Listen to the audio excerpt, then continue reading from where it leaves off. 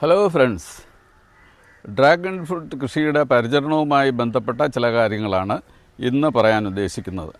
Dragon fruit plant എന്ന് പറയുന്നത് മറ്റ് ചെടികളിൽ നിന്ന് വളരെ വ്യത്യസ്തമായിട്ടുള്ള ഒരെണ്ണമാണ്.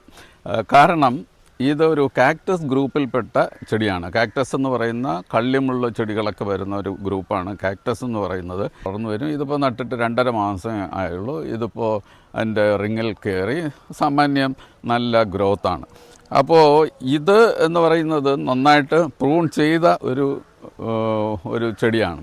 ഇതിൽ എക്സ്ട്രാ ആയിട്ട് ഒന്നും കളയാനൊന്നും ഇല്ല. ഇതിൽ നമ്മൾ ചെയ്യുന്ന ഒരു പ്രധാന പ്രവൃത്തി എന്ന് പറയുന്നത് ട്രെയിനിങ് ആൻഡ് പ്രൂണിങ് എന്നുള്ളതാണ്. അതിന് മലയാളത്തിൽ പറയുന്നത് കൊമ്പ് കോതലെന്നാണ്.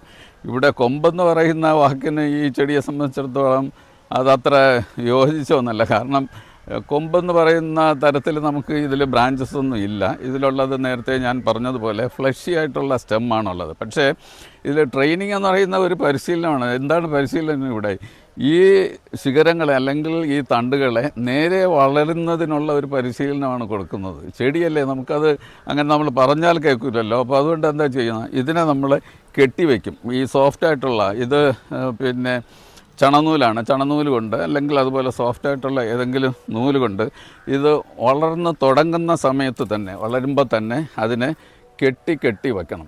പിന്നെ പ്രൂണിങ് എന്ന് പറയുന്നത് നമുക്ക് ആവശ്യമില്ലാത്ത ശിഖരങ്ങൾ മുറിച്ച് കളയുക എന്നുള്ളതാണ്. കാരണം നമുക്കിപ്പോൾ ഇവിടെ ഒരു തൂണിൽ അല്ലെങ്കിൽ ഒരു സപ്പോർട്ടിൽ 4 ചെടികൾ വീതമാണ് നടുന്നത്.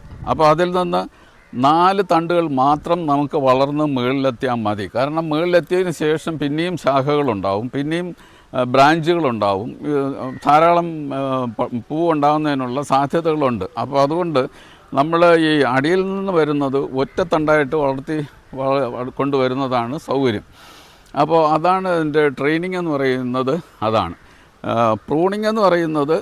ഞാൻ പറഞ്ഞതുപോലെ ആവശ്യമില്ലാത്ത ശിഖരങ്ങൾ മുറിച്ച് കളയുക എന്നുള്ളതാണ്.